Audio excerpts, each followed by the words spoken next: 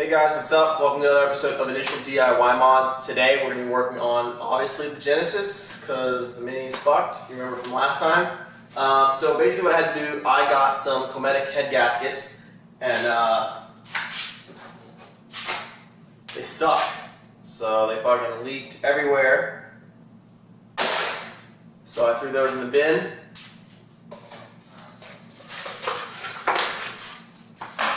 So pretty much I went back to the factory head gasket. I still kept the ARP head studs. Those seem to be working okay for right now. I don't know. I might have to go back and retorque those, so we'll find that out eventually. But here is the install video. Jafromobile style. Alright guys, so first things first, we're going to disconnect the battery because we're fucking with a lot of sensors here. There's just so much wiring to take apart.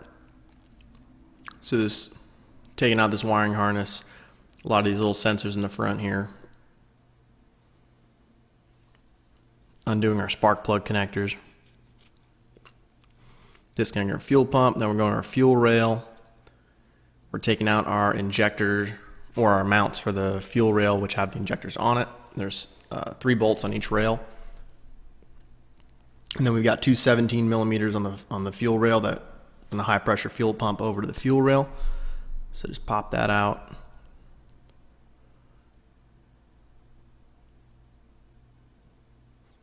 Make sure to disconnect these connectors. Don't yank them off. They're pretty brittle, easy to break.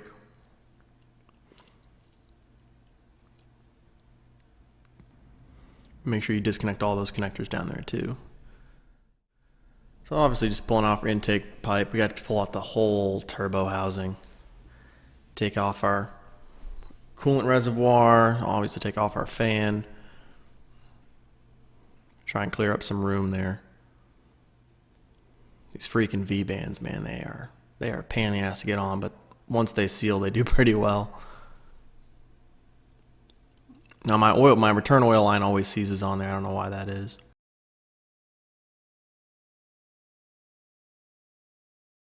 Pulling off that coolant pipe. Obviously climbing over the car. This is to, basically all this work here is clearing space so that we can get all the sensor wires and all the connectors and clips that are on the coolant housing back there that basically connects between the two heads. That's a huge pain in the ass to take off. Clean up some of the oil residue in here. Already got the heat shield off of the header. Just taking out these, I think they're like, I don't know, 15 millimeter stud heads on there and whatnot. So that just comes out pretty easily. So now you got to make sure that you don't have your spark plug, your boots that are actually on there. You want to make sure those are all loose, so it makes it a little bit easier to pull off the valve cover.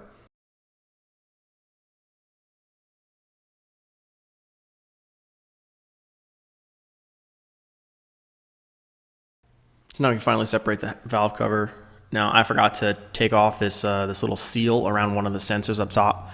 So it's just 2 bolts, pretty easy to do. And then I threaded those back in so I wouldn't lose those pieces. And sometimes, be careful not to drop the gasket. That almost fell out on me right there.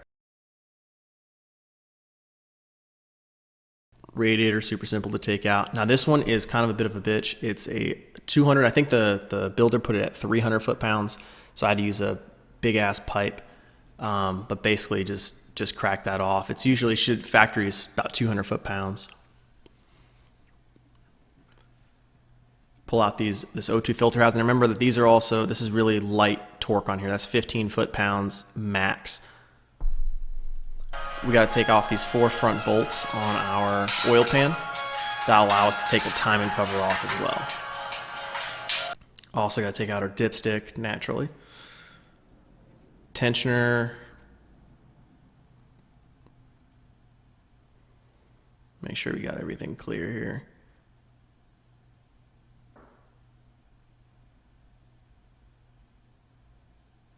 And take out these, I don't know, 20, 30 bolts that are holding through. Now remember, some of these are all the ones on the perimeter are about the same length. There's a few of them that are kind of tricky, so be careful. If you have a good memory or if you're filming, you can obviously check that again, but might be good to label some of these. I got one of them switched when reinstalling. So just a good idea to try and make sure that, some of them might be too long and some of them might be too short. Some will fit in the wrong spot. Some will only fit in the right spot. So you might be halfway through and go, oh crap, which bolt is this? Now this water housing, that one's a bit tricky. It's easy to pull off, but make sure you have another gasket handy or be ready with a bunch of RTV. Mine ended up leaking, so I had to get a bunch more RTV. So now I gotta take off this high pressure fuel pump that sits right above that cam lobe. And now we can pull out the whole valve cover.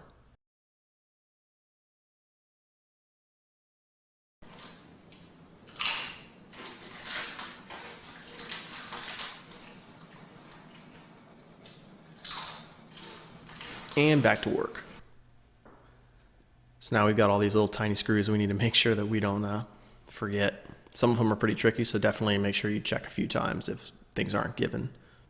And then just wiggle it out. I remember some of the RTV on that oil pan is going to be pretty hard to get off, but it'll come out eventually.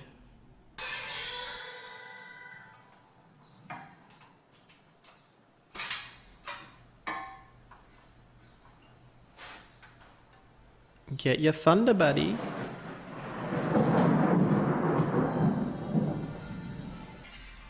So you can see that you need to make sure you drain the oil. All the fluids pretty much have to come out because you're going to drop a whole bunch of crap in there. So here's your timing chains. Now you got to really take note of this. So you can see there's that pink link. Now on the 2013s and up, these are marked, and that's going to correspond with the timing marks on your chain. And then an orange link is going to line up with the dot on the crank. But also remember that each chain does not line up to the same dot on the crank, so be careful with that.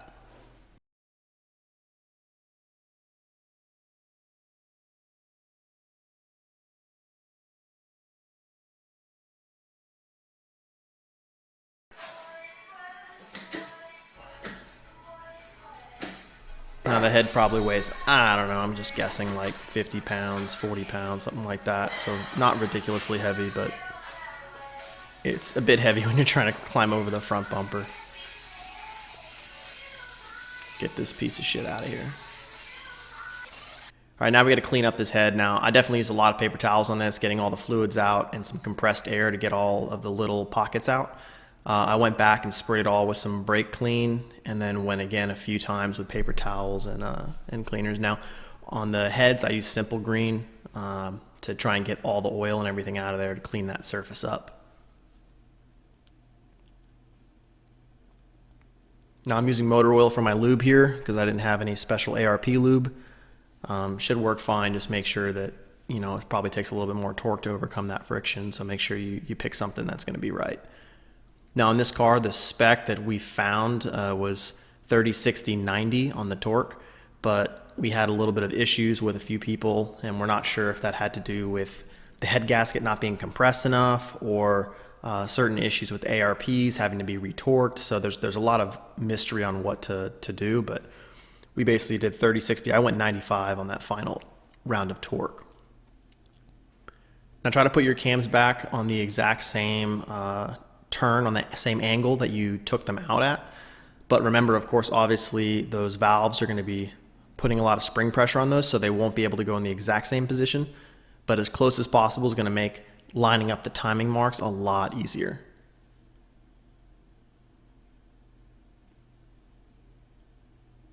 And we'll just put this loose here because we got to get the other chain off. Push that alternator back out of the way.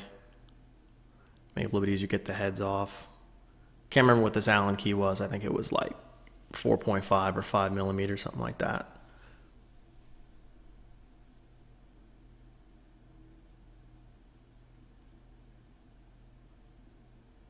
I think that's the variable valve timing, something or other. Take off these chain guides and chain, loosen up your cams. Someone with a Mustang across the street being a douche.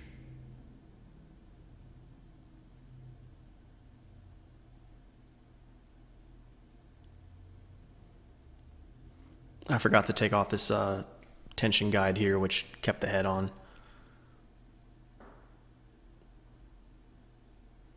So once again, you want to clean that mating surface on the head. Obviously remove the gasket, clean it down. Now, once again, I did simple green, and I used, I had a hose. I had to like flood this thing to get all this oil out. I didn't have any parts cleaner. So diluted simple green worked pretty well. Got everything perfectly clean, compressed air everything off, and then was able to put it back on super easy. The cleaning probably, took 2 hours.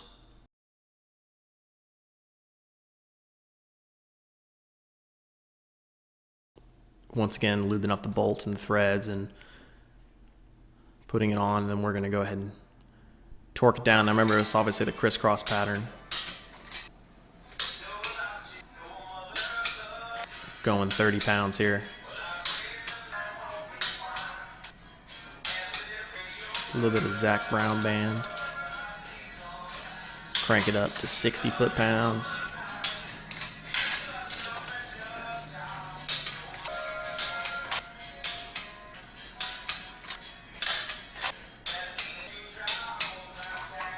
And now we're going to go up to 95 foot-pounds.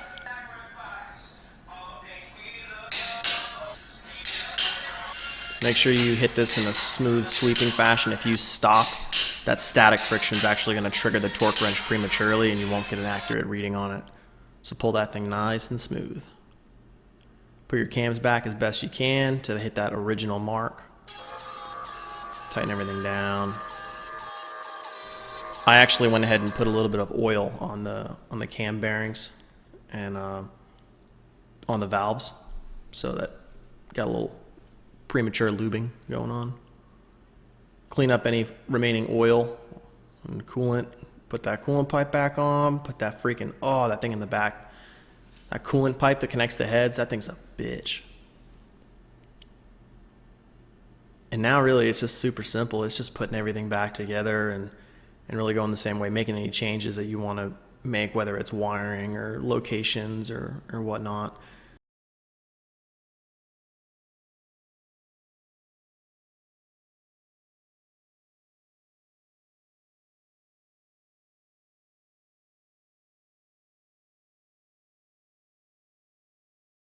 Now I did change I put a defouler on my header, and primarily that was just to re-angle the header, but I ended up getting a code from it, so I'll probably undo that. But I figured it was some tight tolerances, so this defouler really helped out a bit. Coming up here in a second. Heat shield's hard to line up. There's that defouler I was talking about, 45 degree. Now this, you want to crank it up to 200 foot-pounds for that crank bolt over the pulley, and then put everything back together. And obviously for me, that includes a turbo, which is the most delicious part of this build. All right, so like I said, it really sucked, as you could tell. I mean, everything had to come out. It was just a huge pain in the ass. Everything is super hard to reach, so it's really fucking annoying, and it's extremely labor intensive. So it took me probably about 3 days straight. It was easier to put the turbo kit in the fucking car than it was to change the head gaskets on this car. So that's just the level of difficulty, not to mention you've got timing chains you got to worry about, you've got lubrication, assembly oil, lube, and all that kind of stuff. So honestly, if you really aren't hugely mechanically inclined, don't even go to change this head gasket yourself. Just take it to a professional. It's going to be probably a little pricey, or at least if you maybe got some good mechanic friends, they can help you out or not. So next up, we've got on the next videos, we're going to be putting in an Optima battery in the car. Now, obviously the stock battery is pretty heavy. It's about 38, or well, when I weighed it was actually 42 pounds.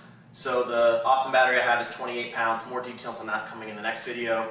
And then we've also got a boost leak test on this. And then hopefully, if everything is perfect, I know it keeps getting pushed back, but we will definitely have dyno runs. It's just one of those things of everything has to be done. I've got to have the boost controller set up again. I've got to have methanol injection set up. I've got to make sure I have enough methanol for all the runs and all the tuning and everything else. And then once everything is set with this new ECU, hit the dyno, and I just keep saying 2 weeks. I hope it's in 2 weeks. I honestly do. So, alright guys, thanks very much for watching. Once again, you guys can like, comment, subscribe to my channel. Hopefully you guys enjoyed it. I just hit 500 today, so that's awesome. So thank you guys very much for that. Eventually, maybe once I get to like 1,000 or 2,000, I'll start doing like some giveaway kind of things. Or maybe, you know, make some custom parts and then auction those off so I can hopefully just try to stay afloat because of all the money I spent on the car, which kind of really sucks. So that's pretty much it. Yeah, and you guys can try to figure out if I'm wearing pants or not. Fuck it.